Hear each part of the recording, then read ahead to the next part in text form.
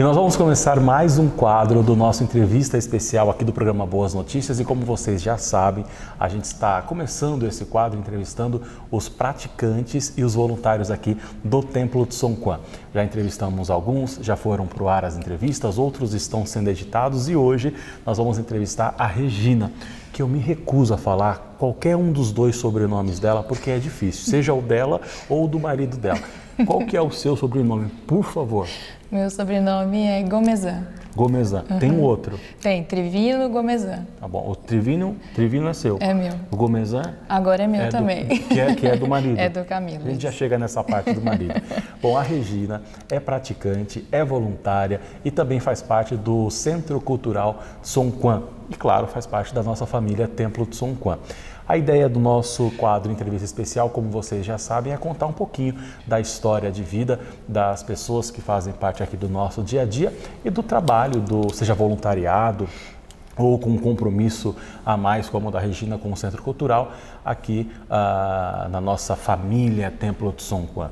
Então, para começar, Rê, queria perguntar um pouquinho de você, onde você nasceu, de onde você é, onde você se criou, conta um pouquinho da sua história pra gente. Bom, eu sou daqui de São Paulo mesmo e eu cresci no ABC Paulista, porque meu pai foi trabalhar para lá, mas eu falo que eu sou um pouquinho de cada canto do Brasil, porque depois que eu terminei a faculdade, eu morei em muitos lugares diferentes aqui no Brasil. Então eu morei no Rio Grande do Sul, eu morei em Santa Catarina, eu morei no interior de São Paulo, então eu tenho um pouquinho de cada cantinho do Brasil. Ou seja, um pouco cigana. Exatamente. Olha, nós estamos gravando aqui na parte do Salão do Dharma, que é a parte da recepção do templo, então o pessoal se movimenta por aqui. Se vocês escutarem algum barulho aí por trás, não se preocupa que é o pessoal se movimentando, passando, resolvendo algumas coisas aqui do templo, só para vocês não acharem estranho, tá bom? Rê, fora essa questão do sangue cigano, brincadeira à parte, você hoje desenvolve o trabalho aqui no templo, né? É importantíssimo, assim como todos os outros trabalhos que são desenvolvidos. A gente vai chegar nesse ponto, mas antes disso, eu gostaria de saber como foi o seu primeiro contato com o templo. Eu não vou aqui, quando a gente entrevista homem, a gente pergunta a idade, né? Pergunta uma série de coisas que a gente não pode perguntar para a mulher, porque senão a mulher fica brava, vocês sabem como é. Mas eu gostaria que você contasse um pouco da sua vinda para cá. Qual que foi o seu primeiro contato com o templo? Como que você ficou sabendo que existia o templo? Ou como você ficou sabendo o que era budismo? Conta para mim.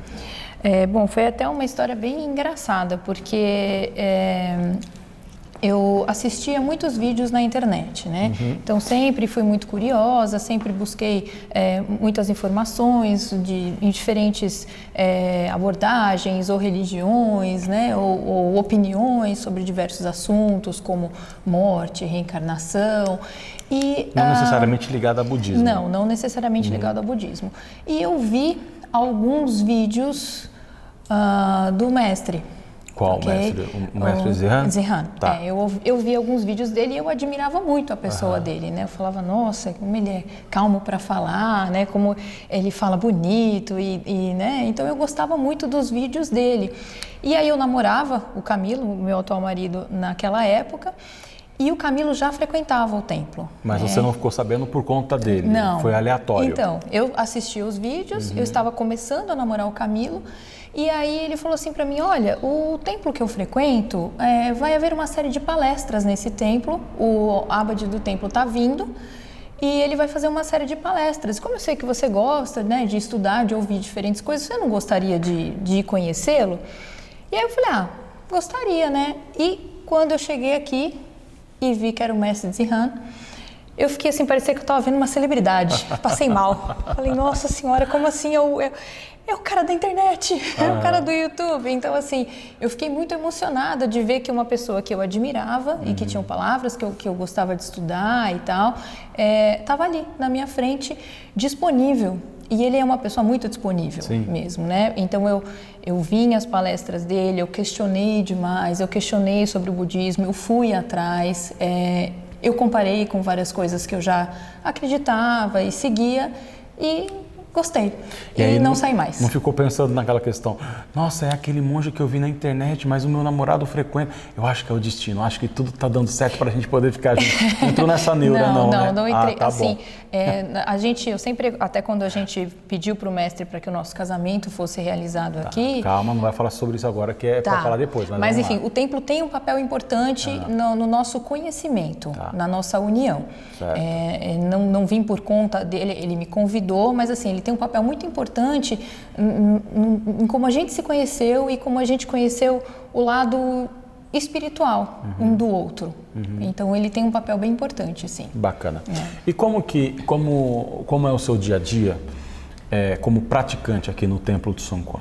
Como que a Regina pratica, coloca em prática a filosofia budista, seja através do que ela aprendeu ou aprende com as palestras do mestre Zihan ou com algum outro professor de Dharma. Como que você coloca isso em prática aqui no templo e na sua casa, no seu dia a dia? Ultimamente, mais em casa, né? Eu fiz o curso aqui com o Henrique, né? Eu leio muito e a prática começa de manhã cedo em casa. Né? Então, a meditação, porque eu também fiz com o mestre, né, as palestras sobre meditação, Satipatthana. Então, você participou dos cursos também no Salão do Buda? Ou só participou das palestras? Com o mestre, sim. Do centro ainda não. Mas com o mestre, sim. Então, começa em casa, logo cedo, porque eu sou um early bird, eu acordo cedinho, então começa 3h30, 4 horas em casa. E aí, durante o dia, eu procuro, como eu ando muito, eu estou sempre na rua, eu estou sempre andando para cima e para baixo, indo de uma escola para outra, tal. Eu procuro sempre estar com os mantras, né, sempre recitando, sempre com os mantras. E no templo, eu consigo vir de 2 a 3 vezes por semana para fazer o meu trabalho voluntário. Para estar no centro cultural, para estar junto com a mestra. Então, quando eu estou trabalhando com a mestra, aí eu aproveito também para conversar, para tirar as minhas dúvidas. E aos domingos, quando eu consigo, eu venho às cerimônias, mas tem muitos domingos que eu trabalho. Então, quando não consegue vir na cerimônia aos domingos, assiste depois nas lives, fica gravado, não tem problema. Assim como todas as suas entrevistas, quando não dá para assistir, ou toda quarta-feira, ou às quintas-feiras também, quando tem, a gente assiste depois. Legal, bacana. A internet ajuda muito nisso. Aproveita para pedir o autógrafo agora, porque depois vai ser caro, não, tá? Não, pode deixar. Deixa eu te perguntar uma coisa. Você tem uma filha, né? Linda. Fala um pouquinho dela pra gente. Ela também aderiu a essa questão do templo, não que ela se tornou budista, não é isso, mas ela aderiu à questão de vir ao templo, ela gosta, ela acompanha você, acompanha o Camilo, como que é? Quantos anos ela tem? Ela tem 15 anos. 15 anos. Então, assim, não fez o curso, não se tornou budista, mas ela acompanha a família. Então, quando nós temos algumas cerimônias ou festas, quando nós tivemos o mantra pela paz mundial, ela veio, ela cantou, inclusive. Então, ela, quando o mestre vem, ela gosta de vir e de ouvi-lo. Ainda é com uma frequência adolescente, né? Porque a Micaela ainda está fazendo as escolhas dela, né? Mas dentro de casa, né, a filosofia está lá. Legal. Né? Você tem refúgio? Sim, tem. Preceitos? Sim, tem. Legal, bacana. Como que é a sua vida hoje? Então, como que era a Regina antes de conhecer o templo, de assistir às palestras do mestre no YouTube? Como que era a vida, a rotina, a cabeça mesmo da Regina? E depois que você começou a ter esses contatos, o que foi mudando na sua vida e como que é você hoje? Bom, eu acho que a principal mudança, né, que eu vejo é porque eu tive um evento muito importante na minha vida em 2011 que eu fiquei viúva. Então, daquele momento, né, até começar a frequentar o templo, eu enxergava o sofrimento como um grande sofrimento, né? Ou, enfim, ou a morte, ou o que eu fiz para merecer isso, e eu estou sozinha com uma criança. Então, assim, eu sentia muitas coisas não muito boas de se sentir, como raiva, autopiedade, né? Então, alguns sentimentos que eu estava buscando exatamente quando eu estava assistindo essas palestras, eu estava buscando trabalhá-los dentro de mim, né? Porque uma mãe jovem com uma pré-adolescente na época para criar, eu precisava ter melhores sentimentos, melhores pensamentos dentro de mim, o que ficou muito difícil. Então, inclusive, essa minha aproximação do mestre foi falando muito sobre isso, sobre karma, sobre morte, sobre o sofrimento, sobre como a gente encara as coisas. Então, eu acho que mudou a forma de encarar a vida. Hoje você é uma outra pessoa, então, nesse sentido de poder analisar e entender algumas questões que acontecem na nossa vida ou no nosso dia a dia, você consegue analisar de uma forma diferente. Sim. E aceitar de uma forma diferente. Pelo menos eu paro para refletir. Pelo menos tenta, às vezes, né? Sim, porque às vezes você tem aquele ímpeto, né, de ter aquele momento de ira, aquele momento de raiva, né? Você fala, peraí, né? Mas é isso que vale a pena. Exato, eu refletir. Você é uma pessoa autêntica, eu também tenho muito isso. Então a gente expressa o que a gente realmente está sentindo naquela hora. Isso. E muitas vezes tem alguns praticantes budistas que acham que não pode sentir, que não pode ter e que não pode demonstrar. Exato. E é um erro. Eu acho que você tem que, quando vem essa sensação, você tem que aceitar que ela veio, você sente aquilo e aí você para e fala, opa, deu, eu não posso continuar sentindo, e você começa a trabalhar. Melhor do que fingir que nada daquilo está acontecendo e tentar viver no mundo de Bob, né? A gente vive o agora, Exato. o hoje, o presente, então a gente até tem uma brincadeira lá em casa. Quando a gente começa a ficar muito assim, irritadiço um com o outro, ou começa a chamar a atenção um do outro por conta de coisas bobas, né?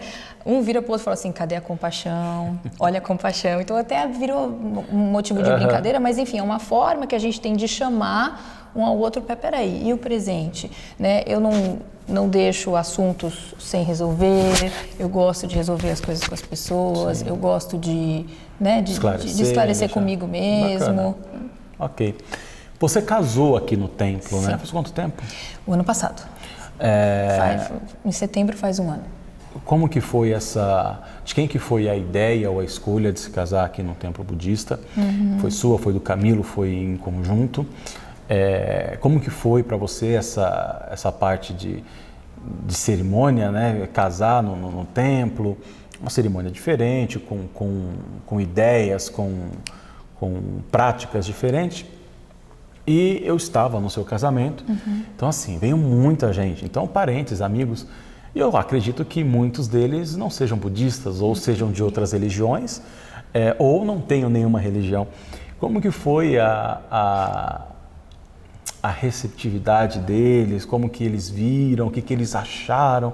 Conta pra gente um pouquinho dessa sua experiência. Bom, nós já havíamos casado no civil, no ano anterior, e a gente tinha decidido fazer esse casamento no civil e pronto, mas como eu te disse, o templo fez parte da nossa história, né? Então, o templo nos ajudou muito a nos descobrirmos como pessoa mesmo, né? Então, a gente achou que celebrar essa união aqui dentro, né, com as pessoas daqui de dentro, seria um momento muito importante e que teria até para nós uma validade maior do que o papel ali assinado em cartório. Né? Então a gente achava que ali sim nós estaríamos casados. Né? Então foi realmente um momento de muita emoção para mim, muita mesmo. Eu fiquei bem emocionada, as palavras do mestre, as pessoas ali, ninguém era budista ali, a não ser as pessoas daqui de dentro, e as pessoas encararam no início com muita curiosidade, né? Como é que eu vou, como é que eu não vou, eu posso usar isso, posso usar aquilo, mas eu posso falar, não posso falar, né? Então, e aí eles vieram e perceberam que é uma cerimônia, né? E que tem a sua parte, né, religiosa, mais séria, seu ritual e tal, assim como tem aquele bate-papo depois com os noivos, a gente deu risada no casamento, até porque né? o mestre quebra todo quanto tipo de paradigma que pode ter no momento. Exatamente. Então, assim, o pessoal acabou gostando, né? Matando a curiosidade. E eu acho que até tira um pouco disso mesmo, né?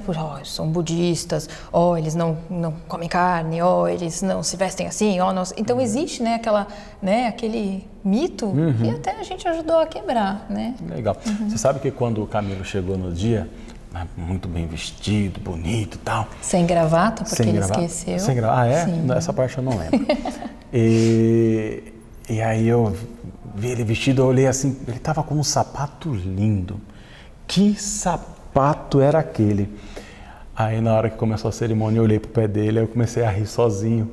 Aí depois eu peguei, então na hora que terminou eu falei assim, eu adorei o seu sapato na cerimônia, você não precisava nem ter gastado com o sapato, porque no salão de cerimônia não entra com o sapato, então todo mundo deixou o sapato Sim, lá de fora. Exatamente. Aí ele deu risada e falou, é verdade, não tinha pensado nisso. Falei, pois é, poderia ter vindo de chinelo que não ia fazer a diferença nenhuma.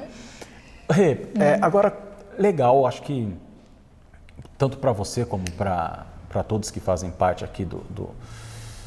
Eu falo família porque a gente engloba tudo, né? Existem mudanças radicais na nossa vida, mudanças que vão acontecendo ao longo do tempo, no dia a dia, para quem realmente leva isso daqui a sério. E além de praticante, você hoje também tem os seus compromissos com as suas atividades no Centro Cultural do São Juan. Às vezes não. Todo programa Boa Notícias ao vivo, aparece alguém com nome difícil. Tá aqui o Jimmy, que não me deixa mentir. Eu tenho um problema com nomes. Todo mundo que eu vou entrevistar tem nome difícil. Aparece alguém que eu tenho que ler algo em inglês. E eu não falo nada em inglês, não sei falar. E eu sempre falo da Regina. Eu falo, você precisa me dar aula de inglês. Então hoje você desenvolve essa função de professora de inglês no Centro Cultural. Como que foi feito esse convite? De onde surgiu essa ideia para você agregar o Centro Cultural? Porque hoje tem aulas de Kung Fu, Hapkido, Tai Chi, que mais? Yoga. Enfim, são tantas as atividades que tem o João, que faz shiatsu. Então, é uma série de atividades e você faz parte dessa atividade. Então, onde surgiu a ideia, como que começou esse namoro, vamos dizer assim, para que hoje você desenvolvesse esse trabalho? O mestre veio conversar comigo, né? Ele sabe que eu sou professora tanto de inglês quanto de espanhol, e aí ele me convidou para que eu integrasse o Centro Cultural, né? Porque ali o professor que está ali dentro é um professor que carrega toda uma ideologia na sua fala, né? No seu lidar com o aluno, no seu contato com o aluno. Então, ter um professor praticante de inglês ali no Centro Cultural é interessante justamente por isso, porque nos nossos exemplos, nas nossas falas, na troca com o aluno, no tipo de aula que a gente dá, a gente carrega tudo que a gente acredita. Né? Então, quanto tempo que já desenvolve o trabalho? Agora é 1 ano. Legal. Para quem quiser ter mais informações sobre o curso, que quiser fazer o curso, essas informações elas são encontradas aonde? Na página do Centro Cultural mesmo, ou pode mandar um e-mail para mim que eu respondo sobre horários, valores, enfim. Olha, tem a página do Centro Cultural no Facebook, tem o site do Templo de São Juan, tem o Facebook do Templo de São Juan, tem vários meios aí. O Facebook também do próprio Centro Cultural. Do próprio Centro Cultural. Bom, Rê, você quer falar alguma coisa que a gente não falou aqui, algo que você gostaria de expressar, deixar um recado para os mestres, para o Camilo, o que você gostaria de falar? Às vezes a gente pergunta tanta coisa e às vezes fica coisas em aberto, né? Eu acho que o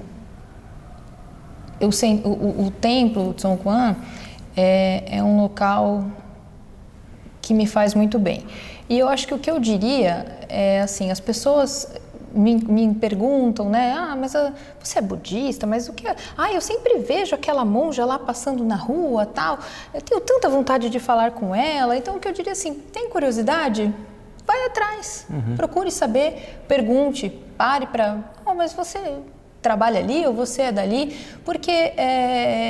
E eu fiz isso com esse lugar e me encontrei, e eu faço isso com todos os lugares. Eu pergunto, não sei se é mal de professora, mas enfim, eu pergunto, eu vou atrás, eu falo com as pessoas. Então, eu acho que as pessoas podiam buscar conhecer. Se comunicar mais, né? Mais, conversar com o outro, entender o outro, respeitar as escolhas do outro. Você falou assim, muitas coisas mudaram na sua vida. Sim, muitas coisas mudaram. por exemplo, depois do refúgio e tal, eu não bebi mais. Então, já faz 2 anos, um pouco mais, que eu não bebo. Então, eu parei de receber convites para sair à noite com os amigos. Será que é necessário não convidar? Porque Você pode tomar um suco? A pessoa fala assim, ela não vai se sentir uma confortável. Água com gás. Será que não? Né? Já tentou? Porque eu não preciso estar na mesma vibe ou estar bebendo cerveja para me sentir confortável ou estar comendo aquele churrasco. Né? Eu consigo estar, se eu estou com um amigo, se eu estou com pessoas que eu gosto, conversando e tal, eu estou confortável. Né? Então, às vezes, o julgamento ou a pessoa achar que acaba afastando. Então, o que eu diria é isso, pergunte, pesquise, procure saber, porque as pessoas podem ter estilos de vida, podem ter opções diferentes da sua e... Nem por isso se afastar de você. E conseguirem fazer parte do seu círculo. Afinal de contas, o Brasil é isso, né? É, exatamente. É uma mistura de cor, de gente, de religião, de opiniões. Então, é isso aí. Tá bom.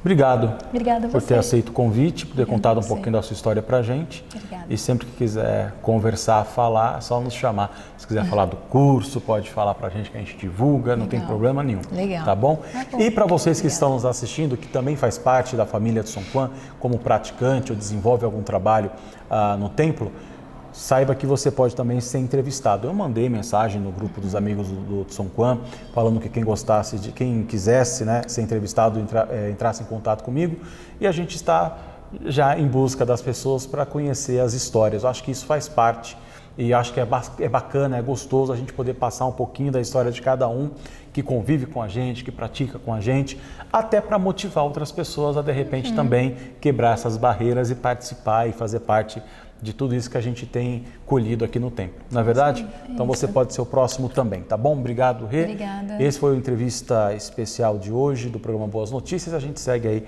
com o nosso programa. Até a próxima. Até a próxima.